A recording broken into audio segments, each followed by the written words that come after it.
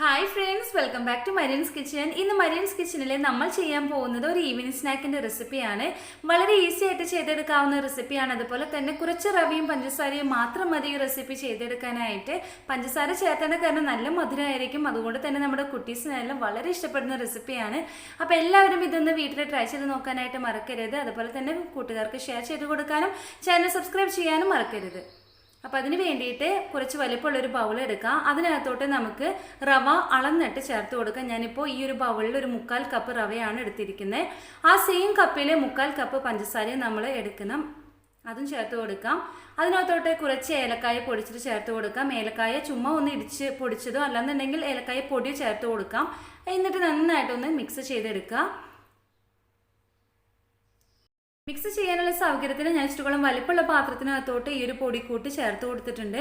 അതിനകത്തോട്ട് same കപ്പിലെ 1/4 cup നല്ല ചൂടുവെള്ളം കൂടി ഞാൻ ഒഴിച്ചു കൊടുത്തിട്ടുണ്ട്. ഇത് നന്നായിട്ട് മിക്സ് ചെയ്തതിന് ശേഷം നമുക്ക് അടുപ്പത്തേക്ക് ഇത് മാറ്റാം. അടുപ്പത്ത് ഒരു മീഡിയം ഫ്ലെയിമിൽ ഇട്ടിട്ട് ഇത് നന്നായിട്ട് മിക്സ് ചെയ്ത് എടുക്കണം. ഇങ്ങനെ ചെയ്യുന്നതിന് പകരം നിങ്ങൾക്ക് വേണമെന്നുണ്ടെങ്കിൽ വെള്ളം ഇച്ചിരിക്കോളം വലിപ്പമുള്ള പാത്രത്തിൽ തിളപ്പിച്ചിട്ട് ഈ ഒരു റവേൻ്റെയും പഞ്ചസാരേൻ്റെയും മിക്സ് ഈ ഒരു ചൂടുവെള്ളത്തിനകത്തോട്ട് ഇട്ട് കൊടുത്ത് ലോ ഫ്ലെയിമിൽ ഇട്ടിട്ട് നന്നായിട്ടൊന്ന് മിക്സ് ചെയ്തെടുത്താൽ മതി. നന്നായിട്ട് മിക്സ് ചെയ്ത് നമ്മുടെ ഈ ഒരു പൊടിക്കൂട്ട് റെഡിയായി വരണം. നമ്മൾ സാധാരണ നൂലപ്പം അല്ലാന്നുണ്ടെങ്കിൽ പത്തിരിയൊക്കെ ചെയ്യുമ്പോൾ എങ്ങനെയാണ് നല്ലൊരു കൂട്ട് റെഡിയാക്കി അടച്ചു വയ്ക്കുക, അതുപോലെ തന്നെയാണ് നമ്മളിതും ചെയ്യുന്നത് കേട്ടോ.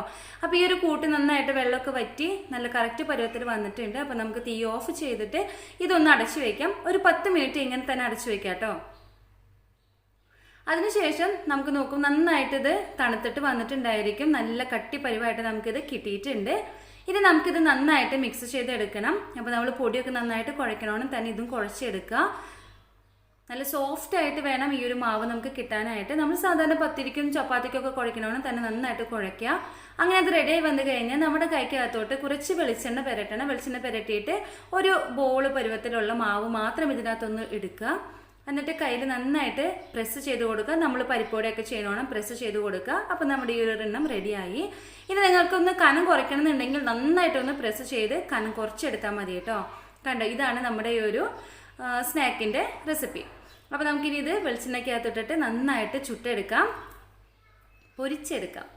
അപ്പോൾ നല്ല തിളച്ച ഓയിലാണ്. മീഡിയം ഫ്ലെയിമിലിട്ടിട്ടാണ് ഇപ്പോൾ ഞാൻ കൊടുത്തിരിക്കുന്നത്. ലോ ഫ്ലെയിമിലൊന്നും ഇട്ട് കൊടുക്കണ്ട കേട്ടോ. നല്ല മീഡിയം ഫ്ലെയിമിലിട്ടിട്ട് തന്നെ നന്നായിട്ടൊന്ന് പൊരിച്ചെടുത്താൽ മതി. 2 സൈഡും പൊരിച്ചെടുക്കണം.